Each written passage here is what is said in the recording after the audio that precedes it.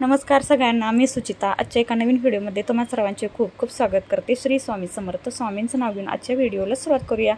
तर बघा मैत्रिणींनो, अजूनही तुम्ही आपल्या चॅनलवरती नवीन असाल तर प्लीज लाईक, शेअर आणि सबस्क्राईब करायला विसरू नका।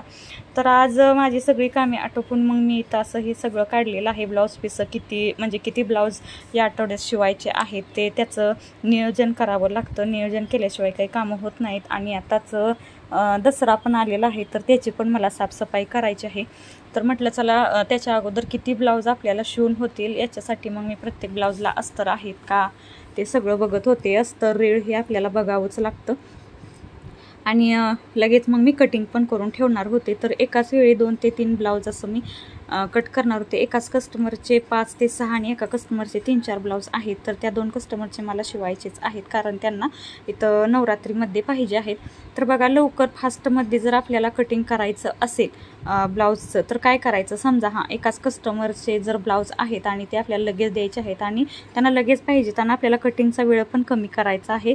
तर काय करायचं, जे ब्लाऊज पीस जे आहे ते एकमेकांवरती असं ठेवून द्यायचं। म्हणजे जसं मी व्हिडिओमध्ये तुम्हाला दाखवत आहे तर एकमेकांवरती असं मी ब्लाऊज पीस हे अस्तर आहे। पहिल्यांदा हे अस्तरचे ब्लाऊज आहेत तर सर्वात पहिल्यांदा मी अस्तरचं कटिंग करणार आहे। तर एकमेकांवरती असं मी 3-4 म्हणजे जेवढं तुमच्या कात्रीने कट होईल तेवढं तुम्ही पीस ठेवू शकता किंवा अस्तर ठेवू शकता। तर इथं मी 3 म्हणजे एका कस्टमरचे 3 आहेत ब्लाऊज आणि सेम मापाचे आहेत, त्याच्यामुळे मी 3 अस्तर एकमेकांवरती असं ठेवलेलं आहे। तर जर तुम्हाला वाटलं हलतंय वगैरे तर तुम्ही पिनसुद्धा लावू शकता। पिन लावल्यानंतर एकदम हलत नाही, तुम्हाला कटिंग करताना जास्त काही त्रास होत नाही। तर आणि आणखी एक सर्वात महत्त्वाचं म्हणजे तुमच्याकडे पेपर कटिंग असणं आवश्यक आहे।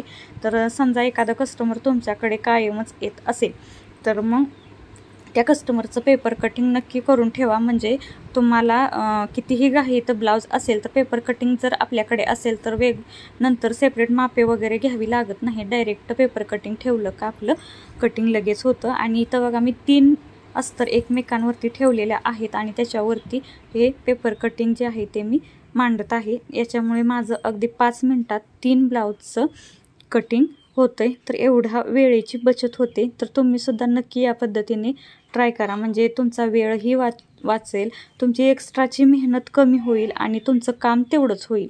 वेळ कमी, एक्स्ट्राची मेहनत कमी, पण काम मात्र तेवढंच होईल। तर असं छोट्या छोट्या गोष्टींकडे जर तुम्ही लक्ष दिलं तर काम जे आहे ना ते आपलं कमीत कमी वेळात होऊन जातं।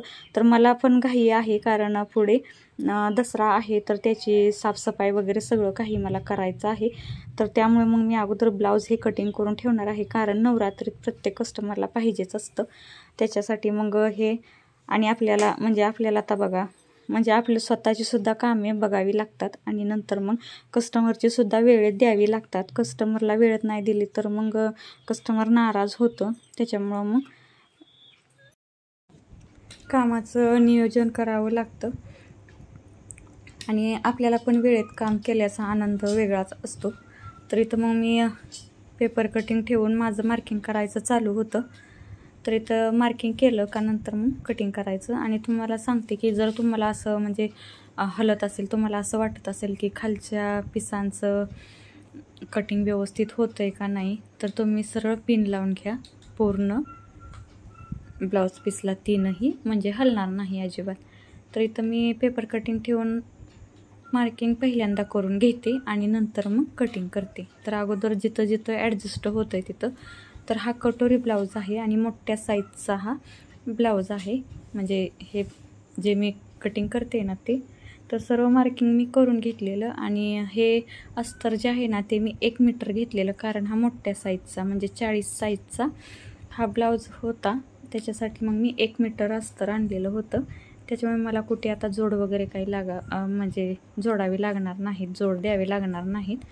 तर आरामशीर असं 5ही पार्ट बसले आणि मग मी इथं कटिंग केलं आणि खूप सोप्या पद्धतीनं मी कटोरी ब्लाऊजचं सुद्धा कटिंग